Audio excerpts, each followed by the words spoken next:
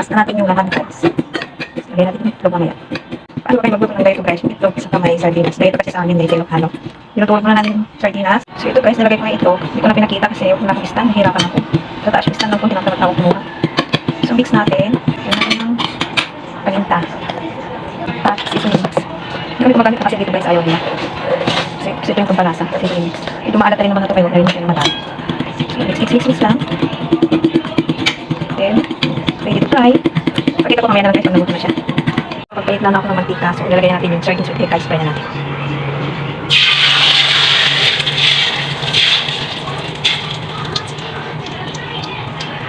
Ito na siya guys, luto na. Sardines with egg. Sarap. Ito kasama yung dinner namin guys. Nag-bake ako doon sa oven ng liempo. Liempo with yan. Ito ang dinner namin. Guys, hindi pwede wala ang gulay. So ang ginawa ko, yung sabaw kanina ng sardinas, dito sa opo. At nalagay din ako isang spicy sardines. So this is our lunch. I know it's our dinner. Tapos na siya guys, ready to eat. Kayo guys, anong dinner nyo? Ito lang naman sa amin. 3 putahe. Let's eat guys.